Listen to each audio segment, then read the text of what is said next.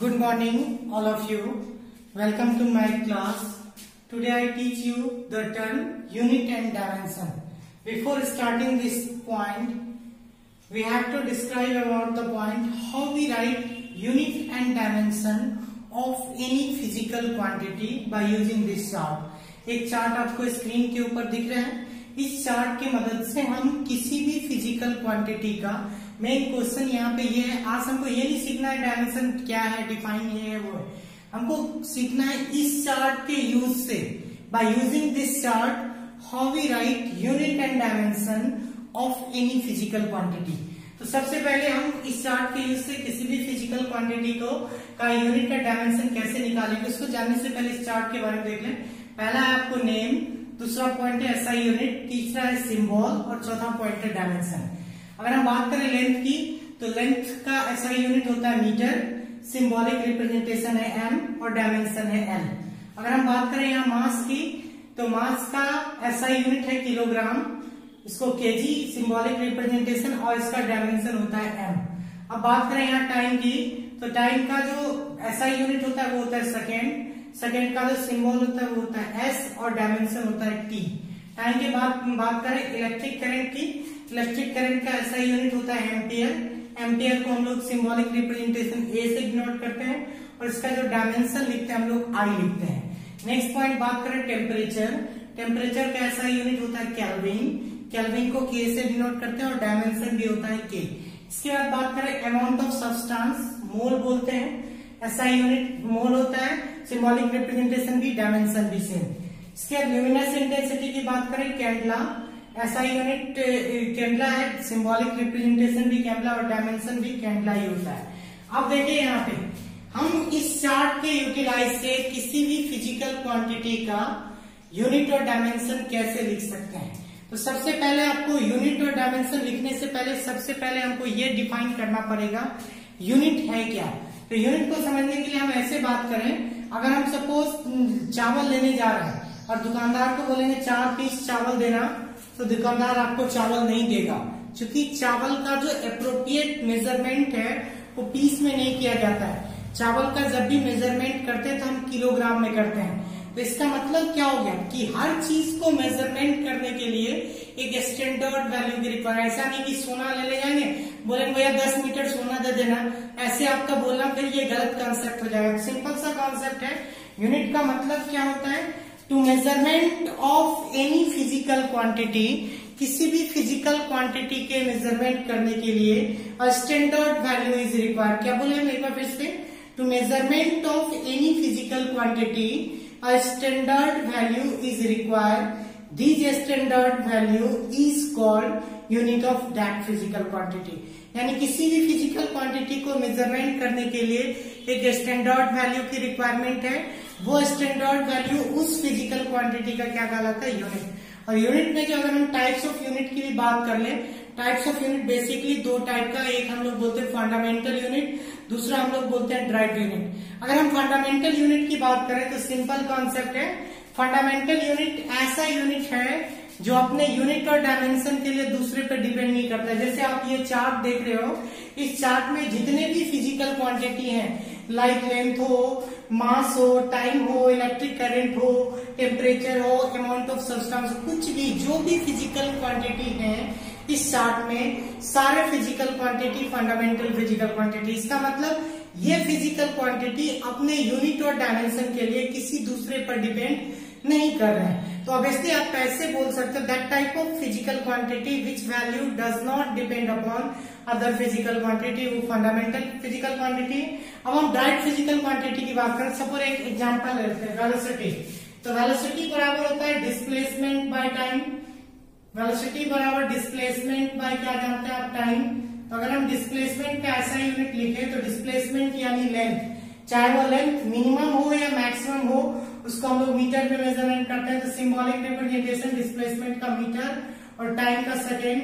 तो इसको हम लोग लिखेंगे मीटर पर second, either metre second to the power -1. तो यहाँ पे एक चीज देखिए, अगर हम यहाँ पे बात करें वेलोसिटी की, वेलोसिटी में दो क्वांटिटी आ गया, एक लेंथ आ गया, एक आपको टाइम आ गया. तो वेलोसिटी का वैल्यू लेंथ और टाइम पे डिपेंड करता है. इसका मतलब वेलोसिटी जो है वो ड्राइड फिजिकल क्वांटिटी है। वेलोसिटी क्या कौन सी क्वांटिटी है? ड्राइड फिजिकल क्वांटिटी है। और ड्राइड फिजिकल क्वांटिटी क्या होता है? That type of physical quantity which value depend upon fundamental physical quantity, यानी ड्राइड फिजिकल क्वांटिटी का जो वैल्यू है वो फंडामेंटल फिजिकल क्वांटिटी पर डिपेंड करता है। अब यहाँ पे बात करें हम, मेरे माइंड में जो क्वेश्चन चल रहा है, जो टर्म हमको पढ़ना, हम ज्यादा कुछ नहीं जानना चाह रहे, यहाँ पे मेन जानना how we write unit and dimension of any physical quantity. हम क्या पढ़ना चाह रहे हैं? हाउ वी राइट, मेरा क्वेश्चन ये है, how we write unit and dimension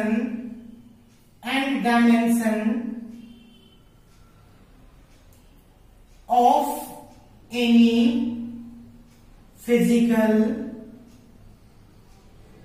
physical quantity. हमारा क्वेश्चन यही है, किसी भी फिजिकल क्वांटिटी का आप यूनिट और डायमेंशन कैसे लिखेंगे।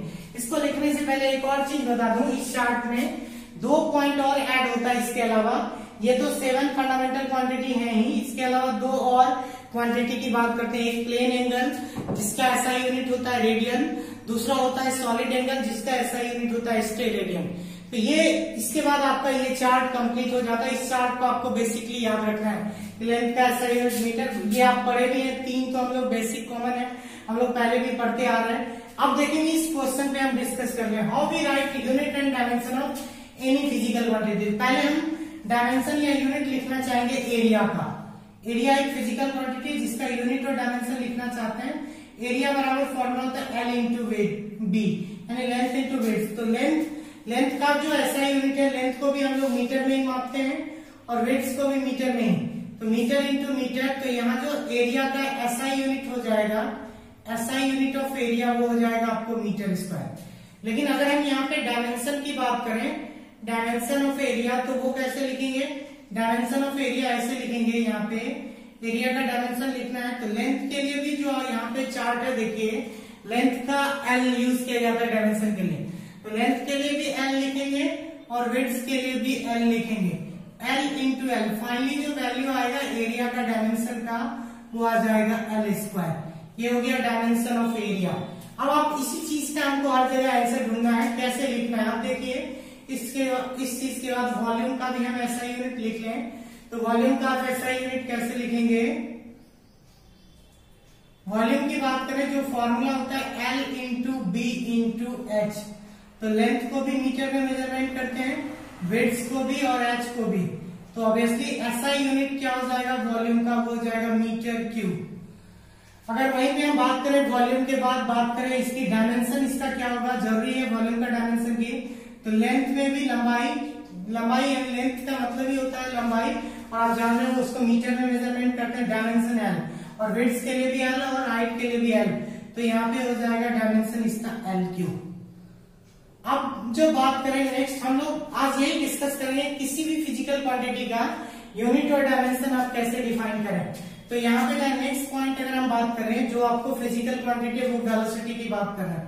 हम वेलोसिटी का यूनिट और डायमेंशन लिखना चाहते हैं, तो फॉर्मूला पे जाएंगे। वेलोसिटी बराबर फॉर्मूला होता है डिस्प्लेसमेंट बाय टाइम।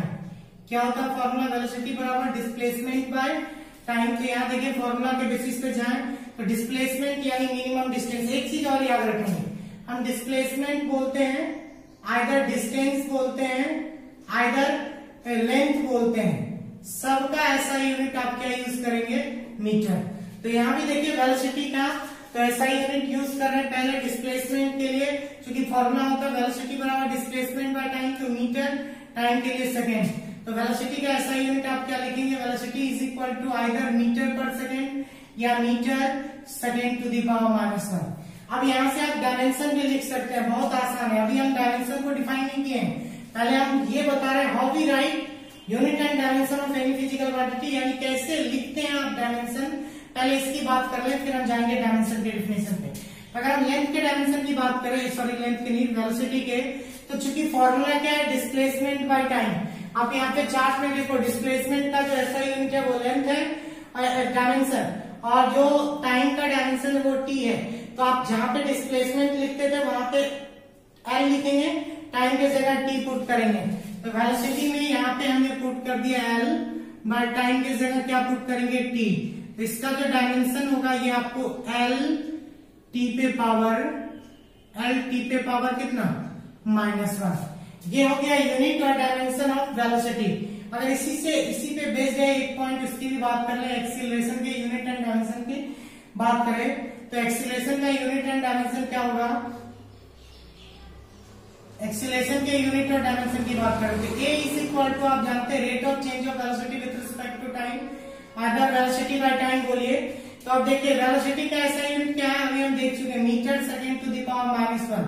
तो यहाँ पे लिख दिए metre second to the power -1। By time का यूनिट क्या होता है एस। तो पहले हम यूनिट की बात कर रहे हैं, इसको अगर आप सॉल्व करेंगे तो metre second to the power -2 ये ऊपर चला जाएगा, या नहीं तो आप मीटर पर सेकेंड स्क्वायर लिख सकते हैं, आइदर मीटर पर सेकेंड स्क्वायर या metre second to the power -2, दोनों चीज लिख सकते हैं एक्सीलरेशन के डायमेंशन के बारे में और डायमेंशन की यूनिट के बारे में। अगर हम एक्सीलरेशन के डायमेंशन की बात करें, डायमेंशन ऑफ एक्सीलरेशन आप कैसे लिखेंगे, तो फॉर्मूला क्या होता है, a is equal to velocity with respect to time, और वेलोसिटी का जो डायमेंशन है वो एल टी पे पावर -1 है। तो इन प्लेस ऑफ वेलोसिटी आप क्या पुट करेंगे, एल टी पे पावर -1। यहाँ पे एल टी पे पावर -1 बाय टाइम का डायमेंशन कितना है टी, बाय टाइम का डायमेंशन टी है तो इसको टी पुट कर दिया हमने। अब इसको जैसे ही सॉल्व करेंगे तो कितना हो जाएगा, तो यहाँ पे इसको सॉल्व करते ही देखिए वैल्यू हो जाएगा एल टी पे पावर -1, यहाँ है ऊपर जाएगा तो ये ऑलरेडी -2, यानी एक्सीलरेशन का जो डायमेंशन होगा वो आपको एल टी पे पावर -2। एक और पॉइंट की बात करेंगे, force dimension, unit and dimension में फोर्स की बात करें, फोर्स बराबर फॉर्मूला होता है मास इंटू एक्सीलरेशन। मास का है, पहले हम एसआई यूनिट की बात करें, मास का एसआई यूनिट केजी और एक्सीलरेशन का एसआई यूनिट यहाँ से देखिए मीटर पर सेकेंड स्क्वायर, तो यहाँ पे पुट कर दिए मीटर पर सेकेंड स्क्वायर। तो फोर्स का जो एसआई यूनिट है, आइदर आप बोलिए 1 kg पर मीटर स्क्वायर या 1 kg मीटर पर स्क्वायर को ही 1 न्यूटन बोलते हैं। ये जो आप सुनिए 1 न्यूटन एसआई यूनिट होता है वो इसी को बोला जाता है, 1 kg मीटर पर सेकेंड स्क्वायर का जो वैल्यू है किसके बराबर होता है, 1 न्यूटन के बराबर। तो यहां से हमारा फोर्स का एसआई यूनिट क्लियर हो गया। अब हम बात करेंगे, ये तो फोर्स का एसआई यूनिट लिखना था, अगर हम डायमेंशन ऑफ फोर्स की बात करें तो क्या होगा डायमेंशन ऑफ फोर्स, यहां से देखिए फोर्स बराबर फॉर्मूला हमको पता है मास इंटू एक्सीलरेशन, हमको डायमेंशन चार्ट से जाना है और मास का डायमेंशन देखना है।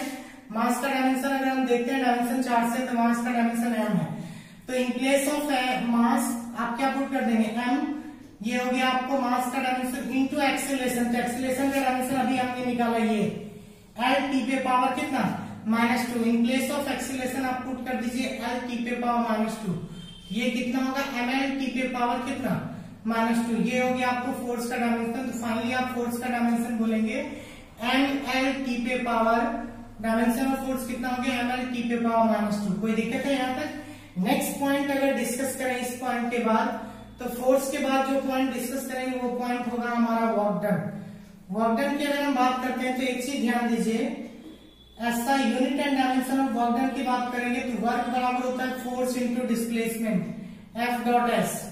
तो पहले फोर्स का ऐसा यूनिट लिख ले, फोर्स का ऐसा यूनिट आप जान चुके हैं न्यूटन होता है, तो 1 न्यूटन भी बोल सकते हैं, और डिस्प्लेसमेंट का मीटर, तो 1 न्यूटन मीटर को ही 1 जूल बोलते हैं। यानी यहाँ जो आप लिख रहे हैं 1 जूल, ये आपको ऐसा यूनिट ऑफ वर्क है, और ऐसा यूनिट ऑफ वर्क 1 जूल किसके बराबर होता है 1 न्यूटन मीटर। या इसको दूसरे तरीका से हम लोग कैसे लिख सकते हैं, यहाँ देखिए न्यूटन की जगह जहां पे आप फोर्स लिखे हो आप पुट करते हैं 1 kg मीटर पर सेकेंड स्क्वायर, और डिस्प्लेसमेंट का हो जाएगा मीटर। तो जब इसको आप सॉल्व करेंगे तो ये कितना आ जाएगा, ये वर्क डन क्या, ये भी ऐसा यूनिट ही होगा, ये कितना आ जाएगा आपको 1 kg मीटर स्क्वायर पर सेकेंड स्क्वायर, और 1 kg मीटर स्क्वायर पर सेकेंड स्क्वायर को भी हम लोग क्या बोलते हैं 1 जूल। यानी 1 जूल का वैल्यू आइदर आप ये बोलिए कि 1 जूल बराबर 1 न्यूटन मीटर, या 1 जूल बराबर 1 kg मीटर स्क्वायर पर सेकेंड स्क्वायर, दोनों ही वैल्यू सही है। अब हम लोग आएंगे डायमेंशन ऑफ वर्क डन पे। वर्क डन की अगर हम डायमेंशन की बात करें तो वर्क बराबर आप क्या जानते हैं formula, force into displacement F dot S. अब देखिए यहाँ से फोर्स का डायमेंशन हमको पता है, डब्ल्यू कर दीजिए, फोर्स का डायमेंशन क्या पता है, यहाँ पे देखिए ml टी पे पावर -2, हमने फोर्स की जगह पुट कर दिया m एल टी पे पावर एम एल टी पे पावर -2। ये फोर्स इंटू डिस्प्लेसमेंट के जगह क्या पुट करेंगे, एल, डिस्प्लेसमेंट के जगह एल पुट करेंगे। जब इसको आप मल्टीप्लाई करेंगे तो वर्क डन का ऐसा यूनिट क्या हो जाएगा, एम एल स्क्वायर टी पे power -2, M L square T पे पावर -2। अब जो पॉइंट हम लोग डिस्कस करेंगे वर्क के बाद, वो पॉइंट हमारा है, सब देखिए एक दूसरे से को रिलेट है। वर्क डन के बाद जो पॉइंट डिस्कस करेंगे वो पॉइंट होगा हमारा पावर। पावर की बात करें तो पावर इज इक्वल टू क्या फॉर्मूला होता है, वर्क डन बाय टाइम। अगर हम इसके यूनिट की बात करें तो पावर के लिए यूनिट में ये देखिए, वर्क का यूनिट होता है जूल और टाइम का सेकेंड, जूल पर सेकेंड, इसको हम लोग वाट भी बोलते हैं। एक यूनिट तो आप लोग सीख गए, पावर का जो ऐसा यूनिट होता है वो वाट ही होता है। या पावर को इस तरीका से भी लिख सकते हैं, वर्क डन का यहाँ पे यूनिट हम देख चुके हैं क्या होता है, केजी मीटर स्क्वायर पर second square into second, second यानी एस। तो जब इसको सॉल्व करेंगे तो ये कितना हो जाएगा, KG metre square second to the power -3। आप पावर का ये यूनिट भी बोल सकते हो, KG metre square second to the power -3। अब बात करेंगे हम लोग किसकी, डायमेंशन ऑफ पावर की। क्योंकि वर्क का डायमेंशन हम लिख चुके हैं, अब पावर के डायमेंशन की बात करें तो पावर का डायमेंशन क्या होगा, तो पावर बराबर आप जानते हैं फॉर्मूला होता है वर्क डन बाय टाइम। तो वर्क डन का डायमेंशन ऑलरेडी हम निकाल चुके हैं, कितना है, एम एल स्क्वायर टी पे पावर -2, ये हमारा वर्क का डायमेंशन है। और बाय टाइम लिखेंगे तो टी। जब इसको आप सॉल्व करेंगे तो फाइनली जो पावर का डायमेंशन होगा वो कितना हो जाएगा, फाइनली यहां से पावर का डायमेंशन होगा P is equal to M L पे पावर कितना, एल पे पावर 2, और ये तो रहेगा ये T -2 है, ऊपर जाएगा -1, T पे पावर कितना, -3। ये हो गया आपको डायमेंशन ऑफ पावर। ये जो निकल गया आपको यानी एम एल स्क्वायर टी पे पावर कितना, -2। इसको हम लोग बोलेंगे डायमेंशन ऑफ पावर। क्या ये स्पष्ट रूप से दिख रहा होगा आप लोग को, क्या बोले इसको, एम एल स्क्वायर टी पे पावर -2, ये आपको dimension of power.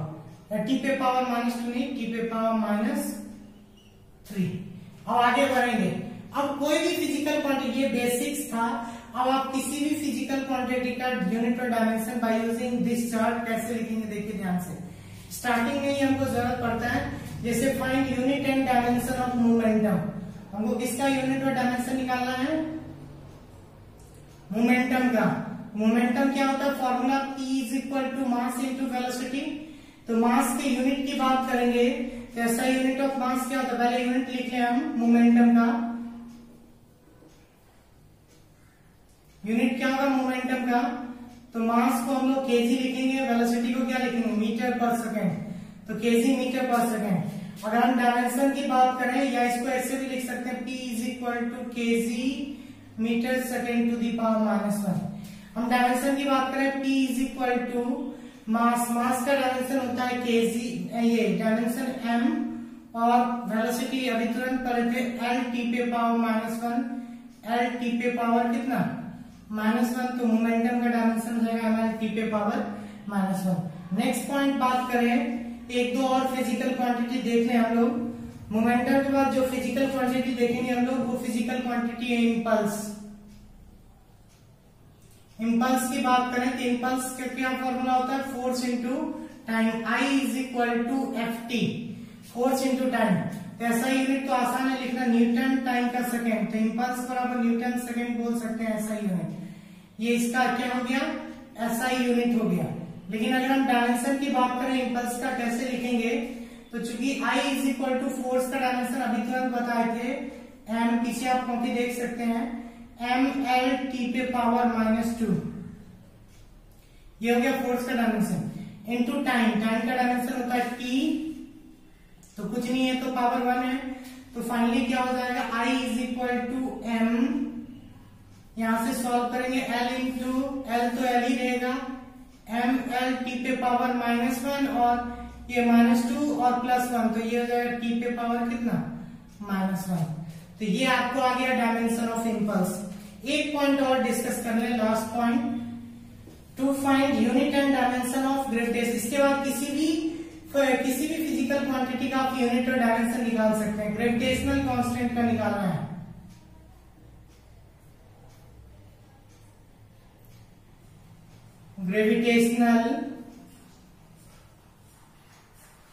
Gravitational constant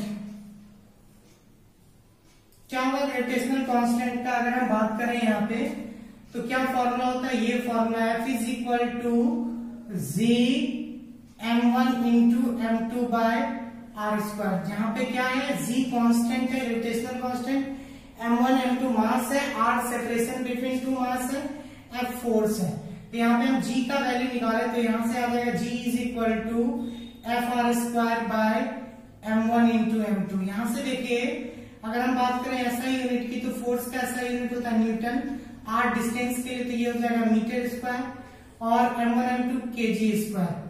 Newton metre square पर kg स्क्वायर, इसको सॉल्व करेंगे तो आप ऐसे लिखेंगे g is equal newton metre square kg to the power कितना?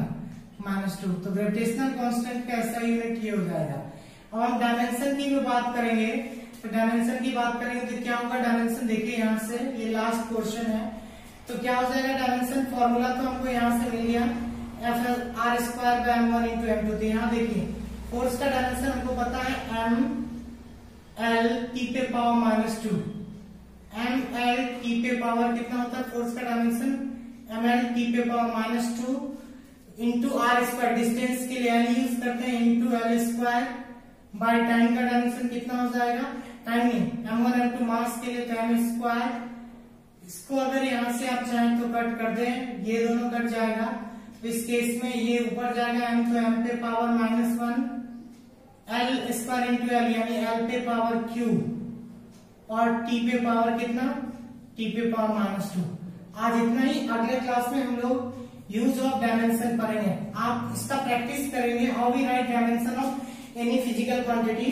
तो पहले आता है कि कैसे प्रैक्टिस करेंगे। तो इसको प्रैक्टिस करने का एक तरीका है कि एनसीईआरटी में आपका फॉर्मूला गिवन है, और फॉर्मूला जब दिया हुआ है तो आपको फॉर्मूला के आधार पे जानते हैं, फॉर्मूला जब पता हो तो फॉर्मूला को पुट करके हम लोग क्या कर सकते हैं? डायमेंशन का वैल्यू निकाल सकते हैं। अगले क्लास में हम लोग जाएंगे डायमेंशन के यूजेज पे और डिफाइन भी करेंगे।